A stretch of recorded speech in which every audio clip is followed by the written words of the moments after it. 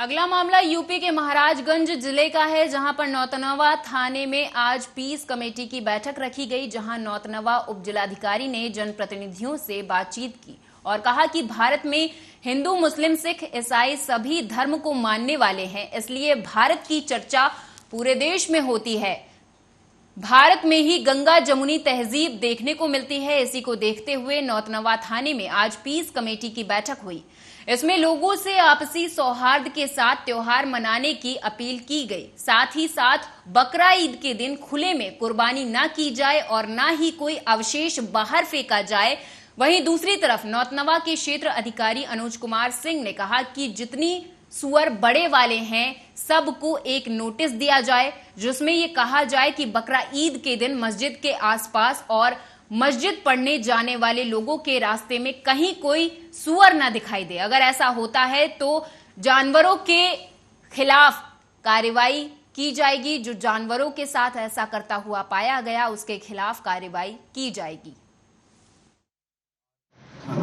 शांत समिति की बैठक में सभी को बताया गया कि अपने घरों में ही कुर्बानी करें और जो भी कुर्बानी का अवशेष रहे उसका निस्तारण मर्यादित तरीके से अपने घर के निकट ही करें, जिससे कि वो कहीं भी किसी पड़ोसी के यहाँ या कहीं भी वो अवशेष न बिखरने पाए। साथ ही सभी ईदगाहों में, मस्जिदों में साफ़ सफाई की व्यवस्था नगर पालिका द्वारा सुनिश्चित की गई है। जहाँ पानी टैंकर की आवश्यकता है, पानी के टैंकर की व्यवस्था की गई है। इसी तरह सावन के दृष्टिगत जो हमारे यहाँ रक्षा मंत्री राजनाथ सिंह 11 जुलाई सोमवार को दिल्ली के विज्ञान भवन में रक्षा उत्पादन विभाग, रक्षा मंत्रालय द्वारा आयोजित पहली आर्टिफिशियल इंटेलिजेंस इन डिफेंस संगोष्ठी और प्रदर्शनी का शुभारंभ करेंगे। इस कार्यक्रम में सेवाओं, अनुसंधान संगठनों, उद्योग, स्टार्टअप और इनोवेटर्स द्वारा विकसित अत्याधुनिक एआई सक्षम समाधानों और बाजार के लिए एआई उत्पादों को प्रदर्शित करने के लिए एक प्रदर्शनी की सुविधा होगी। आयोजन के बारे में जानकारी देते हुए रक्षा सचिव अजय कुमार ने शुक्रवार को कहा कि ये एक बड़ा आयोजन है, जहां स्वतंत्रता के 75 वर्ष के पूरे होने के अवसर पर समारोह के हिस्से के रूप में 75 नवविकसित एआई उत्पादों, प्रौद्योगिकियों, रक्षा अनुप्रयोगों को लॉन्च किया जाएगा।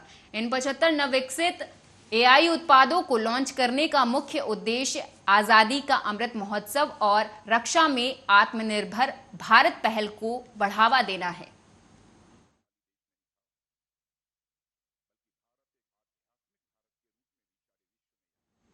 भगवान इंद्र को खुश करने के लिए गांव की महिलाओं ने गांव के बाहर सूप लेकर दौड़ लगाकर शुरू कर दी। यह अनोखा नजारा है कानपुर देहात का, जहां बारिश न होने की वजह से सालों से गांव की महिलाएं ऐसा करती आ रही हैं और इस दौरान भगवान इंद्र के लिए गांव के बाहर मंदिर में सभी महिलाओं ने उपले बनाकर पूजा की। दरअसल उत्तर प्रदेश के कानपुर में एक गांव की महिलाओं ने भगवान इंद्र देव को खुश करने के लिए सालों से चली आ रही प्रथा को मानते हुए गांव के चारों ओर दौड़ लगाकर मंदिर परिसर में पूजा अर्चना की। बाद में भगवान को भोग लगाने के लिए मंदिर परिसर में आटे की भौरिया बनाई। महिलाओं की मान्यता है कि जब भी जिले में सूखा पड़ता है या बारिश नहीं होती है तो वे इस तरह से हाथों में सूप, चिमटा और बेलन लेकर गांव के चारों ओर दौड़ लगाती हैं, जिससे वो भगोना भागती हैं। कहती हैं कि सभी महिलाएं दौड़ लगाकर गांव के बाहर बने मंदिर परिसर में एकत्रित होकर भगवान इंद्र को खुश करने के लिए उनको कंडे की आग से बनी आटे की रोटियां, जिसे भौरिया कहा जाता है, उन्हें बनाकर भोग लगाकर भगवान इंद्रदेव को खुश करती हैं, जिसके बाद वो मानती हैं कि गर्मी से राहत मिलती है और फिर बारिश होती है।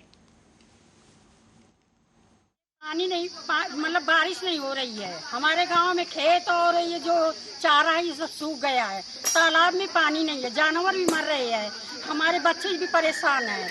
गर्मी इतनी ज़्यादा बढ़ रही है बरसात ना होने के कारण, तो हम लोग बहुत परेशान हैं। इसलिए हम लोग भौरिया बना रहे हैं ताकि भगवान से प्रार्थना कर रहे हैं कि हमारे गाँव में बारिश हो।